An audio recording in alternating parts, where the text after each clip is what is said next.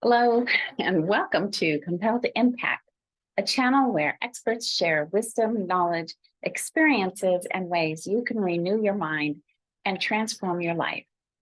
Today is episode 55, Renew Your Mind, Transform Your Life. This is a reiteration of the very first episode because I want to make sure that I get all my points across. So I will be doing this once in a while. Wisdom and understanding and insight are the most prized possessions you can acquire. They will always preserve your honor and integrity. Wherever you find learning and then apply wisdom and knowledge, it will expand your life in new ways. Applying and implementing is where the power is, and we all do it in different ways because we are all very different people and singular souls. That's why being part of a community with a common goal is so important. We learn from each other and have different experiences of overcoming challenges on different journeys. This is one way we serve each other to navigate this life with more fullness of joy, more purpose, and more success. Then the next passage of life is easier and more fulfilling as well. And that actually includes moving out of this body and into the new body. As you have probably been through intense changes in the last few years and might be looking for answers in your new paradigm, I hope that what I share with you will provide some insights and solutions to maintain and thrive in the coming years. More importantly, I hope these videos cause you to ask more questions and increase your own seeking, learning, and growing. It doesn't matter what your status, age, or affiliations are. You genuinely have no limits to what you can do in your life. After all, you are still here, and that qualifies you.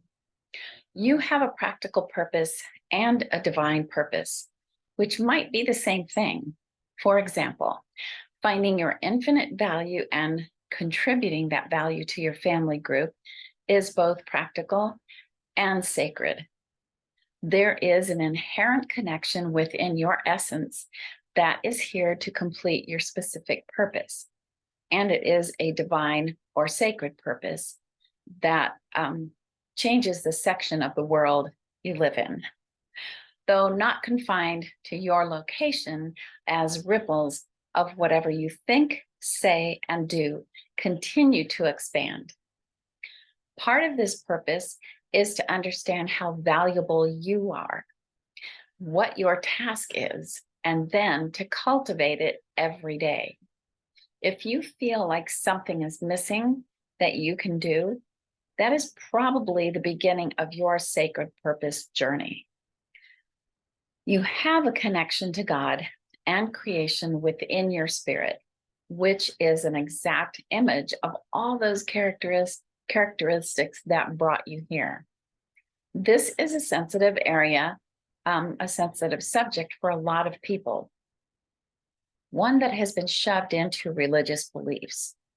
But it doesn't just belong there, it belongs outside of the buildings. And I believe that it all began with good intentions to treat it as sacred as it is. But then a lot of other stuff got slapped onto it with superfluous thoughts, words, and actions, which came from human frailty of ego and personal agendas. As we can see right now before our eyes, these things come from fear and the false security of controlling others. It's part of what people refer to as generational sins, which are those generational patterns that become harmful. Think about these phrases which may have been spoken around you or may just be silently understood. Have you heard these? That's the way it's always been done. Why are you trying to change things? If it is good enough for me or your grandparents or some other ancestor, then it should be good enough for you too. Stop questioning everything and do as I say. Or my personal favorite, since I heard it often growing up, stop being an instigator. I wasn't doing anything wrong, just seeing how things can be better to promote more grace and love, even as a child, because children know these things. Rules, laws, and boundaries are good when they are in place for protection and guidance. This is their necessary usefulness. Even the tiniest bad habit can infect the human soul with oppression for generations. So you need to be aware of what motivates you. In other words, why do you want to think, say, or do that thing? This is all the opposite of anyone's purpose here. That's not, but doing things for ego and agenda are the opposite of anyone's purpose here. My work in my own life as a spirit life coach has been to provide a way back to the simple intention of love, grace, and compassion. What we are meant to do is to create ripples of goodness, whatever that might look like from your personal experiences, character, vision, and soul desires.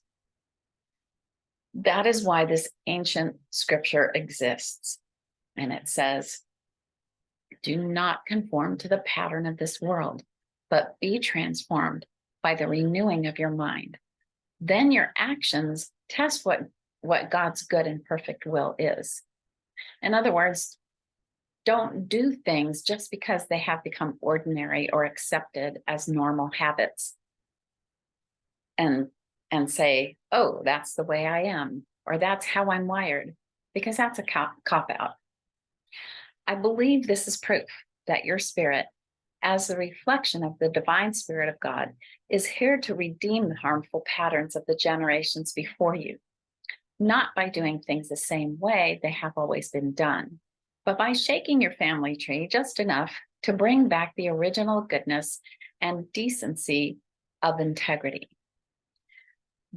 I'm pretty sure I've talked about this aspect in another video, but some of the things you feel or even things you do aren't even part of you. They are part of those harmful generational patterns. Your spirit knows what is true. That's why there's such a strong attraction to the search for truth, adventure, and something new and different. These are all good desires that should be honored and followed within reason. They come from your spirit that has the predisposition to imagine and create, as well as to search for and find the beauty and awesome wonder in this world. The problem lies in the disconnection through examples you've been shown, experiences even before birth, and the way other flawed humans have treated you. We are all flawed, but part of the practical purpose is to embrace and let go of those elements. It takes willingness, commitment, and work to make changes in your life and in yourself. When you make this a quest in your life, you will begin to see the world differently and how opportunities will unfold before your eyes. I believe you are going to be tired at the end of the day anyway. It's more fulfilling to be tired from doing something meaningful rather than from doing very little that satisfies you. It's a huge part of your purpose to resolve concerns, taking personal responsibility from where you are at this moment. Personal responsibility is one of the most important ways to move away from blaming anyone or experiencing fear and anxiety.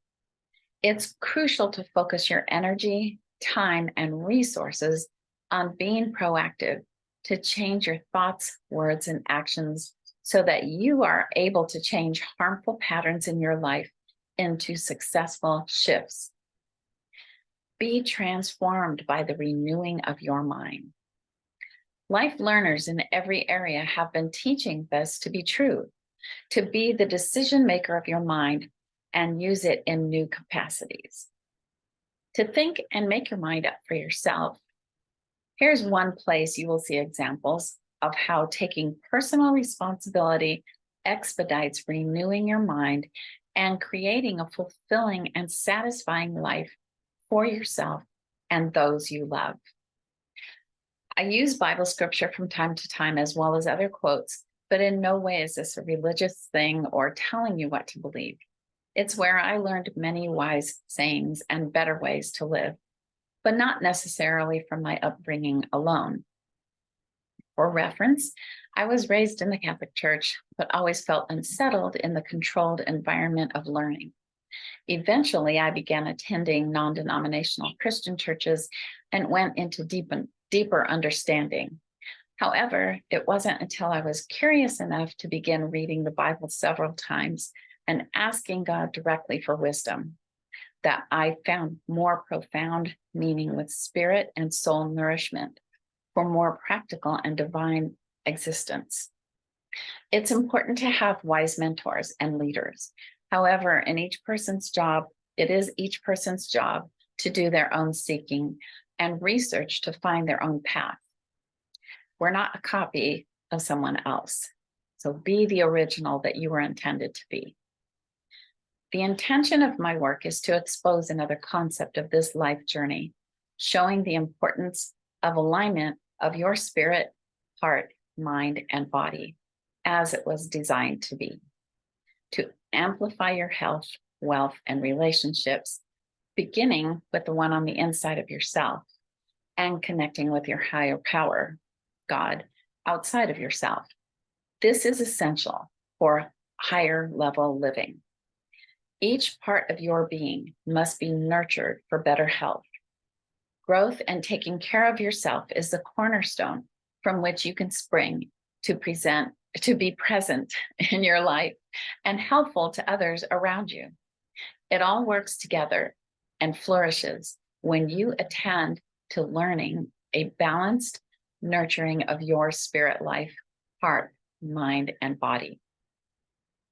My hope is to add value to you, that you glean what works for you and then put it into daily practice. So if you realize an idea sparked by perspectives you hear on this channel, then I hope it serves you well and helps you serve others with grace, compassion, and love. That's it for now. Thank you for listening to this channel, for subscribing, sharing, and interacting. Keep seeking and learning. Stay open to possibilities of grace, compassion, and love.